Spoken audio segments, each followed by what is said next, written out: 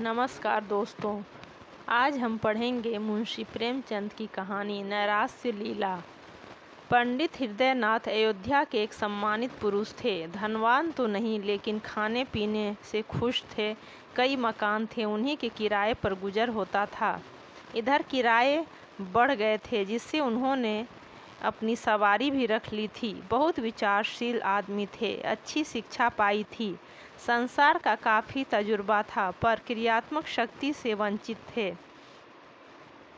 सब कुछ जानते हुए भी कुछ न जानते थे। समाज उनकी आंखों में एक भयंकर भूत था, जिससे सदैव डरते रहना चाहिए। उसे जरा भी रुष्ट किया तो फिर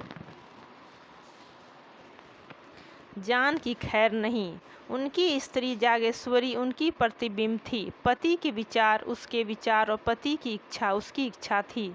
दोनों प्राणियों में कभी मतभेद न होता था। जागेश्वरी शिव की उपासक थी, हृदयनाथ वैष्णव थे, पर दान और व्रत में दोनों को सम्मान श्रद्धा थी। दोनों धर्मनिष्ठ थे, उससे कहीं अधिक, जितना सामान्यतः शिक्षित लोग हुआ करते हैं। इसका कदाचित यह कारण था कि एक कन्या के सिवा उनके और कोई संतान न थी। उसका विवाह 13वें वर्ष में हो गया था और माता पिता को अब यही लालसा थी कि भगवान इसे पुत्रवती करे, तो हम लोग नवासे के नाम अपना सब कुछ लिखा कर निश्चिंत हो जाएं। किंतु विधाता को कुछ और ही मंजूर था। कैलाश कुमारी का भिगोना भी न हुआ था कि वह अभी तक यह भी न जानने पाई थी कि विवाह का आशय क्या है, कि उसका सुहाग उठ गया। वैधव्य ने उसके जीवन को की अभिलाषाओं का दीपक बुझा दिया। माता और पिता विलाप कर रहे थे। घर में कोहराम मचा हुआ था, पर कैलाश कुमारी बहुचक्की होकर उस सबके मुंह की ओर ताकती थी। उसकी समझ ही में न आता था कि यह लोग रोते क्यों हैं। माँ बाप की इकलौती बेटी थी। माँ बाप के अतिरिक्त वह किसी तीसरे व्यक्ति को अपने लिए आवश्यक न समझती थी।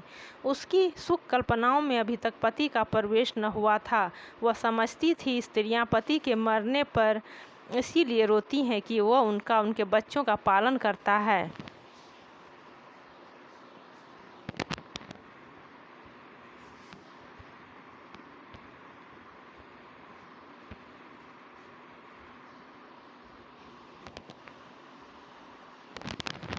मेरे घर में किस बात की कमी है? मुझे इसकी क्या चिंता है कि खाएंगे क्या, पहनेंगे क्या? मुझे जिस चीज़ की ज़रूरत होगी बाबूजी तुरंत ला देंगे। अम्मा से जो चीज़ मांगूंगी वह तुरंत दे देंगी। फिर रोऊं क्यों? वो अपनी माँ को रोते देखती तो रोती पति के शोक से नहीं, माँ के प्रेम से। कभी सोचती शायद यह लोग इसलिए रोते हैं कि कहीं मैं कोई ऐसी चीज़ न मांग बैठूं जिसे वह दे न सकें। तो मैं ऐसी चीज़ मांगूंगी ही क्यों? मैं अब भी तो उनसे कुछ नहीं मांगती। वो आप ही मेरे लिए एक न एक चीज़ नित्य लाते रहते हैं। क्या मैं अब कुछ और हो जाऊंगी? इधर माता का यह हाल था कि बेटी की सूरत देखते ही आंखों से आंसू की झड़ी लग जाती। बाप की दशा और भी करुणाजनक थी। घर में आना जाना छोड़ दिया, सिर पर हाथ धरे कमरे में अकेले उदास बैठे रहते। उसे विशेष दुख इस बात का था कि सहेलियां भी अब उसके साथ खेलने न आती।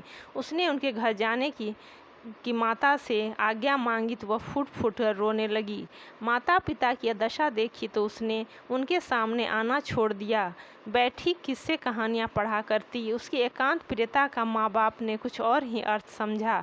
लड़की शोक के मारे घुली जाती है, इस घात ने उसके हृदय को के टुकड़े टुकड़े कर डाला है। एक दिन हृदयनाथ ने जागेश्वरी से कहा, जो चाहता है घर छोड़कर कहीं भाग जाऊं, इसका कष्ट अब नहीं देखा जाता। बागेश्वरी, मेरी तो भगवान से यही प्रार्थना है कि मुझे संसार से उठा ले। कहाँ तक छाती पर पत्थर की सील रखूं? हृदयनाथ, किसी भांति इसका मन बहलाना चाहिए जिसमें शोक में विचार आने ही न पाए। हम लोगों को दुखी और रोते देखकर उसका दुख और भी दारुण हो जाता है। जागेश्वरी, मेरी तो बुद्धि कुछ काम नहीं करती। हृदयनाथ, हम लोग यूं ही मातम करते रहे तो लड़की की जान पर बन आएगी। अब कभी कभी उसे लेकर सैर करने चली जाया करो। कभी कभी थिएटर दिखा दिया, कभी घर में गाना बजाना करा दिया। इन बातों से उसका दिल बहलता रहेगा। जागेश्वरी, मैं तो उसे देखते ही रो पड़ती हूँ, लेकिन अब जब्त करूँगी। तुम्हारा विचार बहुत अच्छा है। बिना दिल बहलाव के उसका शोक न दूर होगा।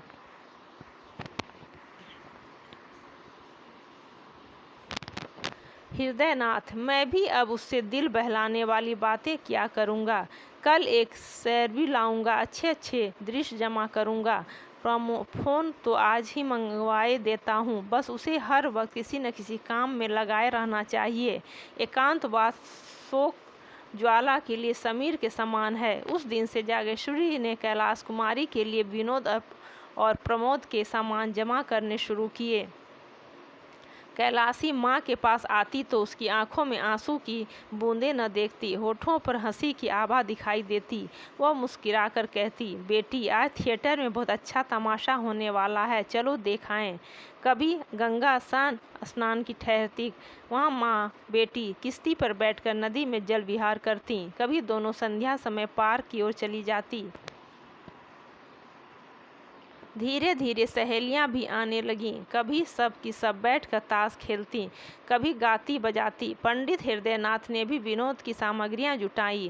कैलाशी को देखते ही मग्न होकर बोलते, बेटी आओ, तुम्हें आज कश्मीर के दृश्य दिखाऊं। कभी कहते, आओ आज स्विट्जरलैंड के अनुपम झोलों और झरनों की छटा देखें। कभी ग्रामोफोन बजाकर उसे सुनाते। कैलाशी इन सैर सपाटों का खूब आनंद उठाती। इतने सुख से उसके दिन कभी न गुजरे थे। इस भांति 2 वर्ष बीत गए। कैलाशी सैर तमाशे की इतनी आदी हो गई कि एक दिन भी थिएटर न जाती तो बेअक्ली सी होने लगती। मनोरंजन नवीनता का दास है और समानता का शत्रु। थिएटरों के बाद सिनेमा की सनक सवार हुई। सिनेमा के बाद मिसमोरिज्म और हिप्नोटिज्म के तमाशों की। ग्रामोफोन के नए रिकॉर्ड आने लगे। संगीत का चस्का पड़ गया। बिरादरी में कहीं उत्सव होता तो माँ बेटी अवश्य जाती। कैलाशी नित्य इसी नशे में डूबी रहती। चलती तो कुछ गुनगुनाती हुई, किसी से बातें करती तो वही थिएटर और सिनेमा की। भौतिक संसार से अब उसे कोई वास्ता न था। अब उसका निवास कल्पना संसार में था। दूसरे लोक की निवासिनी होकर उसे प्राणियों से कोई सहानुभूति न रही। किसी के दुख पर जरा भी दया न आती। स्वभाव में उच्छृंखलता का विकास हुआ। अपनी सुरुचि पर गर्व करने लगी। सहेलियों से डींगे मारती, यहाँ के लोग मूर्ख हैं, यह सिनेमा की कद्र क्या करेंगे।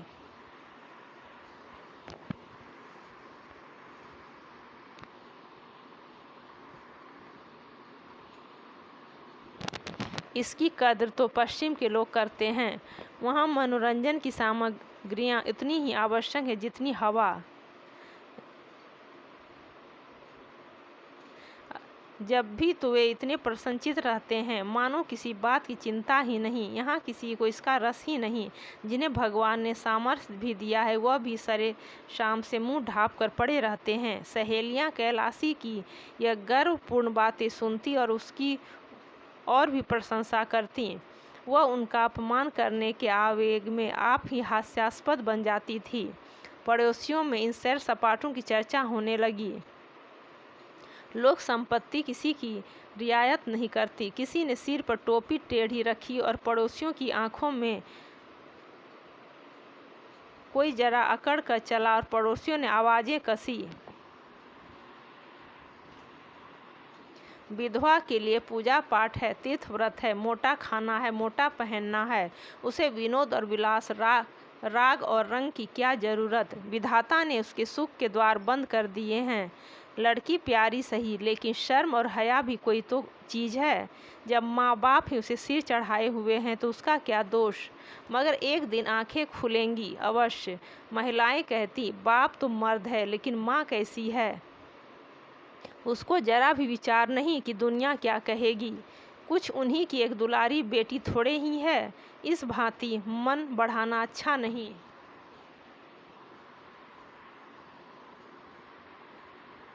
कुछ कुछ दिनों तक तो यह खिचड़ी आपस में पकती रही। अंत को एक दिन कई महिलाओं ने जागेश्वरी के घर पदार्पण किया। जागेश्वरी ने उनका बड़ा आदर सत्कार किया।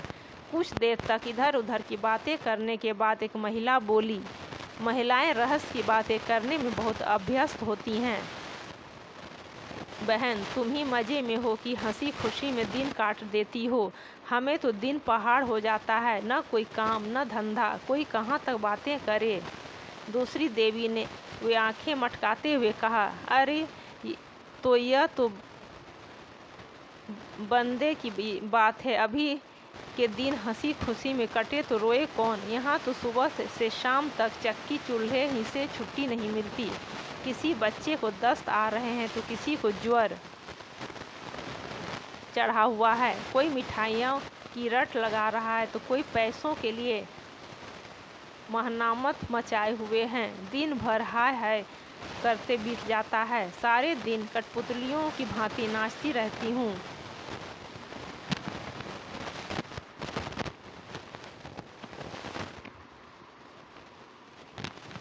तीसरी रमणी ने इस कथन का रहस्यमय भाव से विरोध किया। बंदे की बात नहीं है, वैसा दिल चाहिए। तुम्हें तो कोई राज सिंहासन पर बिठा दे तब भी तस्कीन न होगी, तब और भी हाय हाय करोगी। इस पर एक वृद्धा ने कहा, नीच ऐसा दिल, यह भी कोई दिल है कि घर में चाहे आग लग जाए, दुनिया में कितना ही उपवास हो रहा हो, लेकिन आदमी अपने राग रंग में मस्त रहे। वह दिल है कि पत्थर। हम गृहिणी कहलाती हैं, हमारा काम है अपनी गृहस्थी में रत रहना, आमोद प्रमोद में दिन काटना हमारा काम नहीं। और महिलाओं ने इस निर्दय व्यंग पर लज्जित होकर सिर झुका दिया। वे जागेश्वरी की चुटकियां लेनी चाहती थी, उसके साथ बिल्ली और चूहे की निर्दय क्रीड़ा करना चाहती थी। आहत को तड़पाना उनका उद्देश्य था। इस खुली हुई चोट ने उनके पर पीड़न प्रेम के लिए कोई गुंजाइश न छोड़ी। तुरंत बात पलट दी और स्त्री शिक्षा पर बहस करने लगी। किंतु जागेश्वरी की ताड़ना मिल गई। स्त्रियों के विदा होने के बाद उसने जाकर पति से यह सारी कथा सुनाई। हृदयनाथ उन पुरुषों में न थे जो प्रत्येक अवसर पर अपनी आत्मिक स्वाधीनता का स्वांग भरते हैं, हठ धर्मों की आत्म स्वातंत्र के नाम छिपाते हैं। वह सचिंत भाव से बोले, तो अब क्या होगा जागेश्वरी, तुम ही कोई उपाय सोचो। हृदयनाथ, पड़ोसियों ने जो आक्षेप किया है वह सर्वथा उचित है। कैलाश कुमारी के स्वभाव में मुझे एक विचित्र अंतर दिखाई दे रहा है। मुझे स्वयं ज्ञात हो रहा है कि उसके मन बहलाव के लिए हम लोगों ने जो उपाय निकाला है वह मुनासिब नहीं है। उनका यह कथन सत्य है कि विधवाओं के लिए यह आमोद विनोद वर्जित है। अब हमें यह परिपाटी छोड़नी पड़ेगी। जागेश्वरी, लेकिन कैलाशी तो इन खेल तमाशों के बिना एक दिन भी नहीं रह सकती। हृदयनाथ, उसकी मनोवृत्तियों को बदलना पड़ेगा। स्नेह सने यह विलासोन्माद शांत होने लगा। वासना का तिरस्कार किया जाने लगा। पंडित जी संध्या समय ग्रामोफोन न बजाकर कोई धर्म ग्रंथ पढ़कर सुनाते।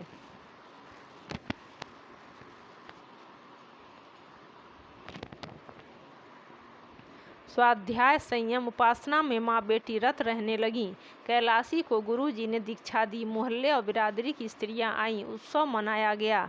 माँ बेटी अब किश्ती में सैर करने के लिए गंगा न जाती, बल्कि स्नान करने के लिए मंदिरों में नित्य जाती। दोनों एकादशी का निर्जल व्रत रखने लगीं।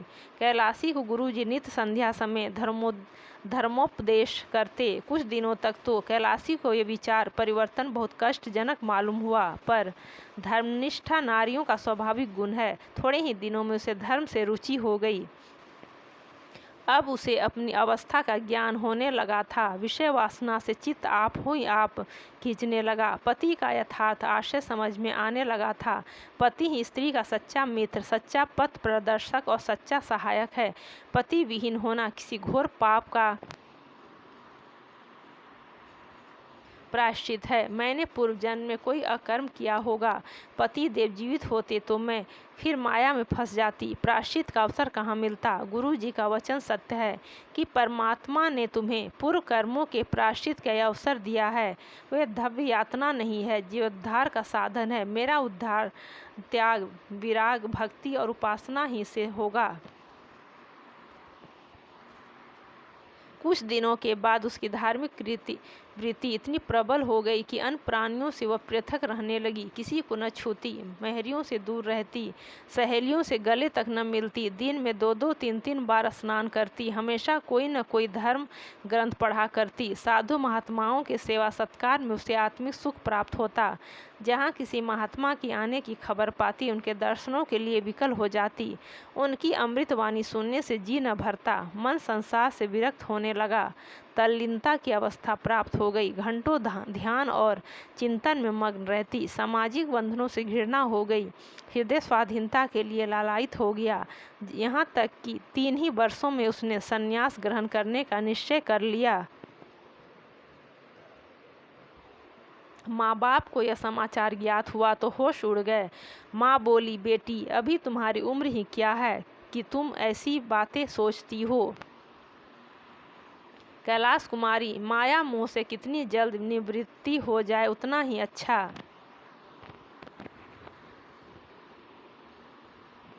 हृदयनाथ, क्या अपने घर में रहकर माया मोह से मुक्त नहीं हो सकती हो? माया मोह का स्थान मन है, घर नहीं। जागेश्वरी, कितनी बदनामी होगी। कैलाश कुमारी, अपने को भगवान के चरणों पर अर्पण कर चुकी तो मुझे बदनामी की क्या चिंता। जागेश्वरी, बेटी, तुम्हें न हो, हमको तो है। हमें तो तुम्हारा ही सहारा है। तुमने जो संन्यास ले लिया तो हम किस आधार पर जिएंगे। कैलाश कुमारी, परमात्मा ही सबका आधार है। किसी दूसरे प्राणी का आश्रय लेना भूल है। दूसरे दिन यह बात मोहल्ले वालों के कानों में पहुंच गई। जब कोई अवस्था असाध्य हो जाती है तो हम उस पर व्यंग करने लगते हैं। यह तो होना ही था। नई बात क्या हुई? लड़कियों को इस तरह स्वच्छंद नहीं कर दिया जाता। फूले न समाते थे कि लड़कों ने कुल का नाम उज्जवल कर दिया। पुराण पढ़ती है, उपनिषद और वेदांत का पाठ करती है, धार्मिक समस्याओं पर ऐसी ऐसी दलीलें करती है कि बड़े बड़े विद्वानों की जबान बंद हो जाती है। तो अब क्यों पछताते हैं? भद्र पुरुषों में कई दिनों तक यही आलोचना होती रही, लेकिन जैसे अपने बच्चे के दौड़ते दौड़ते धम से गिर पड़ने पर हम पहले क्रोध के आवेश में उसे झिड़कियाँ सुनाते हैं, इसके बाद गोद में बिठाकर आंसू पोंछने और फुसलाने लगते हैं, उसी तरह इन भद्र पुरुषों ने व्यंग के बाद इस गुत्थी के सुलझाने का उपाय सोचना शुरू किया। कई सज्जन हृदयनाथ के पास आए और सिर झुकाकर बैठ गए। विषय का आरंभ कैसे हो? कई मिनट के बाद एक सज्जन ने कहा, सुना है डॉक्टर गौड़ का प्रस्ताव आज बहुमत से स्वीकृत हो गया। दूसरे महाशय बोले, यह लोग हिंदू धर्म का सर्वनाश करके छोड़ेंगे। तीसरे महानुभाव ने फरमाया, सर्वनाश तो हो ही रहा है, अब और कोई क्या करेगा, जब हमारे साधु महात्मा, जो हिंदू जाति के स्तंभ हैं, इतने पतित हो गए हैं कि भोली भाली युवतियों को बहकाने में संकोच नहीं करते, तो सर्वनाश होने में रह ही क्या गया।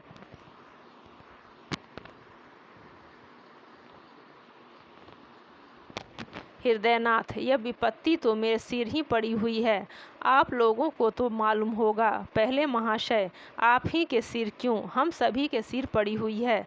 दूसरे महाशय, समस्त जाति के सिर कहिए। हृदयनाथ, उद्धार का कोई उपाय सोचिए। पहले महाशय, आपने समझाया नहीं। हृदयनाथ, समझा के हार गया, कुछ सुनती ही नहीं। तीसरे महाशय, पहले ही भूल हुई, उसे इस रास्ते पर डालना ही न चाहिए था। पहले महाशय, उस पर पछताने से क्या होगा, सिर पर जो पड़ी है उसका उपाय सोचना चाहिए। आपने समाचार पत्रों में देखा होगा, कुछ लोगों को सलाह है कि विधवाओं से अध्यापकों का काम लेना चाहिए। यद्यपि मैं इसे भी बहुत अच्छा नहीं समझता, पर सन्यासिनी बनने से तो कहीं अच्छा है। लड़की अपनी आंखों के सामने तो रहेगी। अभिप्राय केवल यही है कि कोई ऐसा काम होना चाहिए जिसमें लड़की का मन लगे। किसी अवलंब के बिना मनुष्य के भटक जाने की शंका सदैव बनी रहती है। जिस पर कोई नहीं रहता उसमें चमगादड़ बसेरा लेते हैं। दूसरे महाशय, सलाह तो अच्छी है। मोहल्ले की 10-5 कन्याएं पढ़ने के लिए बुला ली जाएं। उन्हें किताबें, गुड़िया आदि इनाम मिलता रहे तो बड़े शौक से आएंगी। लड़की का मन तो लग जाएगा। हृदयनाथ, देखा चाहिए, भरसक समझाऊंगा।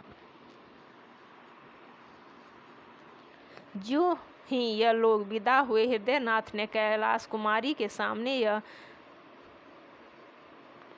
प्रस्ताव पेश किया। कैलाशी को संन्यास के उच्च पद के सामने अध्यापिका बनना अपमानजनक जान पड़ता था। कहाँ वह महात्माओं का सत्संग, वह पर्वतों की गुफा, वह सुरम्य प्राकृतिक दृश्य, वह हिमराशि की ज्ञानमय ज्योति, वह मानसरोवर और कैलाश की शुभ्र झटा, वह आत्मदर्शन की विशाल कल्पनाएं, और कहाँ बालिकाओं की चिड़ियों की भांति पढ़ाना। लेकिन हृदयनाथ कई दिनों तक लगातार सेवा धर्म का महात्म्य उसके हृदय पर अंकित करते रहे। सेवा ही वास्तविक संन्यास है। सन्यासी केवल अपनी मुक्ति का इच्छुक होता है। सेवा व्रतधारी अपने को परमार्थ की वेदी पर बलि दे देता है। इसका गौरव कहीं अधिक है। देखो, ऋषियों में दधीची का जो यश है, हरिश्चंद्र की जो कृति है, उसकी तुलना और कहाँ की जा सकती है। संन्यास स्वार्थ है, सेवा त्याग है आदि। उन्होंने इस कथन की उपनिषदों और वेद मंत्रों से पुष्टि की। यहाँ तक कि धीरे धीरे कैलाशी के विचारों में परिवर्तन होने लगा। पंडित जी ने मोहल्ले वालों की लड़कियों को एकत्र किया।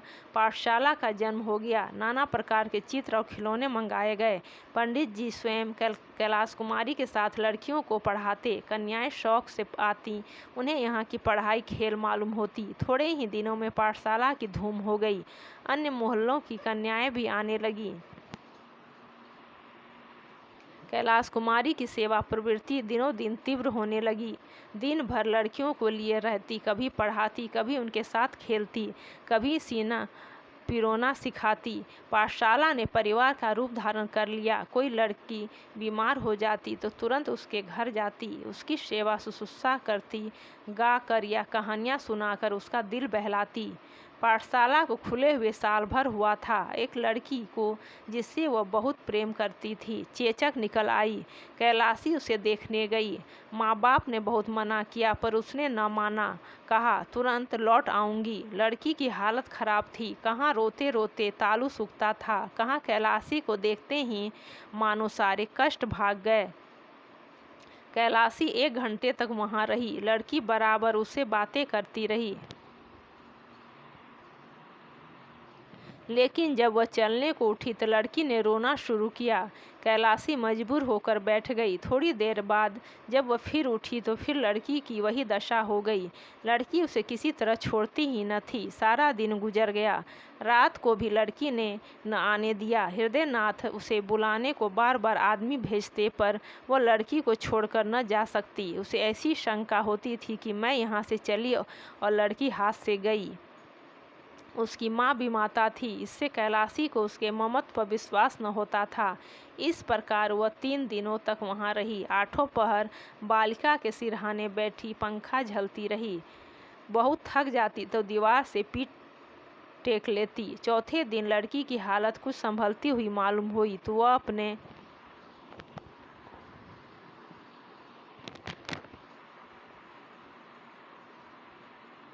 घर आई, मगर अभी स्नान भी न करने पाई थी कि आदमी पहुंचा। जल्द चलिए, लड़की रो रो कर जान दे रही है। हृदयनाथ ने कहा, कह दो अस्पताल से कोई नर्स बुला ले। कैलाश कुमारी, दादा आप व्यर्थ में झुंझलाते हैं। उस बेचारी की जान बच जाए तो मैं 3 दिन नहीं 3 महीने उसकी सेवा करने को तैयार हूँ। आखिर यह देह किस दिन काम आएगी। हृदयनाथ, तो और कन्याएं कैसे पढ़ेंगी। कैलाशी, 2-1 दिन में वह अच्छी हो जाएगी। दाने मुरझाने लगे हैं। तब तक आप जरा इन लड़कियों की देखभाल करते रहिएगा। हृदयनाथ, यह बीमारी छूत से फैलती है। कैलाशी हंसकर, मर जाऊंगी तो आपके सिर से एक विपत्ति टल जाएगी। यह कहकर उसने उधर की राह ली। भोजन की थाली परोसी रह गई। तब हृदयनाथ ने जागेश्वरी से कहा, जान पड़ता है बहुत जल्द यह पाठशाला भी बंद करनी पड़ेगी। जागेश्वरी, बिना मांझी के नाव पार लगाना कठिन है। जिधर हवा पाती है उधर ही वह जाती है। हृदयनाथ, जो रास्ता निकालता हूँ वही कुछ दिनों के बाद किसी दलदल में फंसा देता है। अब फिर बदनामी के समान होते नजर आ रहे हैं। लोग कहेंगे लड़की दूसरों के घर जाती है और कई कई दिन पड़ी रहती है। क्या करूं? कह दूं लड़कियों को न पढ़ाया करो। जागेश्वरी, इसके सिवा और हो ही क्या सकता है। कैलाश कुमारी 2 दिन के बाद लौटी तो हृदयनाथ ने पाठशाला बंद कर देने की समस्या उसके सामने रखी। कैलाशी ने तीव्र स्वर से कहा, अगर आपको बदनामी का इतना भय है तो मुझे विष दे दीजिए। इसके सिवा बदनामी से बचने का और कोई उपाय नहीं है।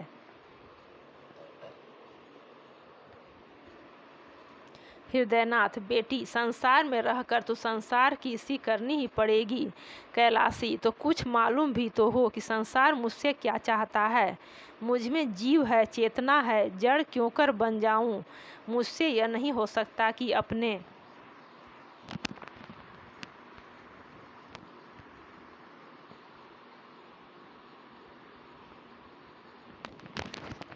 को अभागिनी दुखिया समझूं, एक टुकड़ा रोटी खाकर पड़ी रहूं। ऐसा क्यों करूं? संसार मुझे जो चाहे समझे, मैं अपने को अभागिनी नहीं समझती। मैं अपने आत्मसम्मान की रक्षा आप कर सकती हूं। मैं इसे अपना घोर अपमान समझती हूं कि पग पग पर मुझ पर शंका की जाए। नित्य कोई चरवाहों की भांति मेरे पीछे लाठी लिए घूमता रहे कि किसी के खेत में न जा सकूं। यह दशा मेरे लिए असह्य है। यह कहकर कैलाश कुमारी वहाँ से चली गई। कहीं मुंह से अनर्गल शब्द न निकल पड़े। इधर कुछ दिनों से उसे अपनी बेकसी का यथार्थ ज्ञान होने लगा था। स्त्री पुरुष की कितनी अधीन है। मानो स्त्री को विधाता ने इसीलिए बनाया है कि पुरुषों के अधीन रहे। यह सोचकर वह समाज के अत्याचार पर दांत पीसने लगती थी। पाठशाला तो दूसरे ही दिन से बंद हो गई, किंतु उसी दिन से कैलाश कुमारी को पुरुषों से जलन होने लगी। जिस सुख भोग से प्रारंभ हमें वंचित कर देता है, उससे हमें द्वेष हो जाता है। गरीब आदमी इसीलिए तो अमीरों से जलता है और धन की निंदा करता है। कैलाशी बार बार झुंझलाती कि स्त्री क्यों पुरुष पर इतनी अवलंबित है। पुरुष क्यों स्त्री के भाग का विधायक है। स्त्री क्यों नित्य पुरुषों का आश्रय चाहे, उनका मुंह ताके। इसीलिए न कि स्त्रियों में अभिमान नहीं है, आत्मसम्मान नहीं है। नारी हृदय के कोमल भाव से कुत्ते का दुम हिलाना मालूम होने लगे। प्रेम कैसा, यह सब ढोंग है। स्त्री पुरुष के अधीन है, उसकी खुशामद न करे, सेवा न करे तो उसका निर्वाह कैसे हो। एक दिन उसने अपने बाल गूथे और जूड़े में गुलाब का फूल लगा लिया। माँ ने देखा तो ओठ से जीभ दबा ली। महरियों ने छाती पर हाथ रखे। इसी तरह उसने एक दिन रंगीन रेशमी साड़ी पहन ली। पड़ोसियों में इस पर खूब आलोचनाएं हुई। उसने एकादशी का व्रत रखना छोड़ दिया, जो पिछले 8 वर्षों से रखती आई थी। कंघी और आईने को वह अब त्याज्य न समझती थी। सहालक के दिन आए, नित प्रति उसके द्वार पर से बारात निकलती। मोहल्ले की स्त्रियां अपनी अपनी अटारियों पर खड़ी होकर देखती। वर के रंग रूप आकार प्रकार पर टिकाएं होती। जागेश्वरी से भी बिना एक आंख देखे न रहा जाता, लेकिन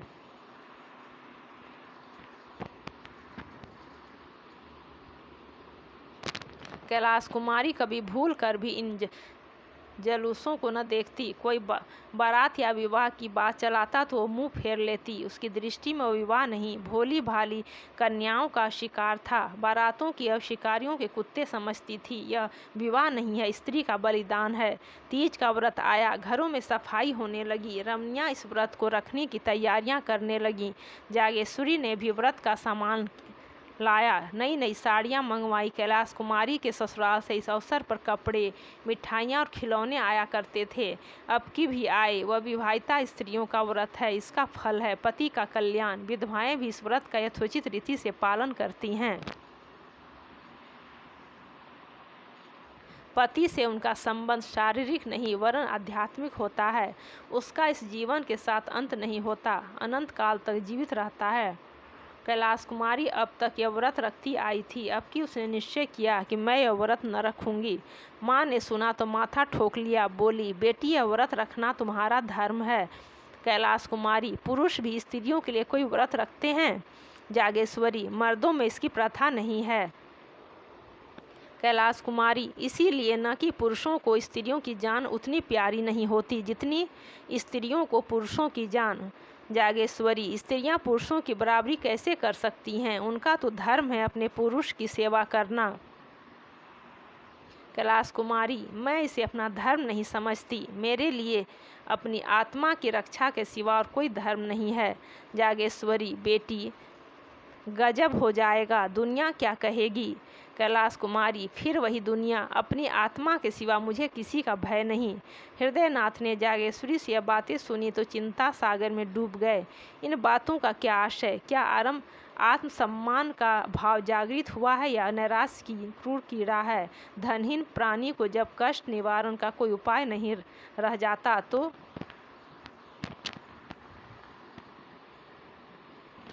वह लज्जा को त्याग देता है। निसंदेह नैराश्य ने यह भाषण रूप धारण किया है।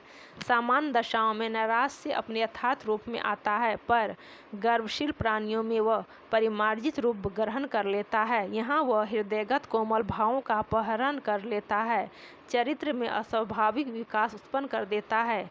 मनुष्य लोक लाज और उपहास की ओर से उदासीन हो जाता है, नैतिक बंधन टूट जाते हैं। यह नैराश्य की अंतिम अवस्था है। हृदयनाथ इन्हीं विचारों में मग्न थे कि जागेश्वरी ने कहा, अब क्या करना होगा?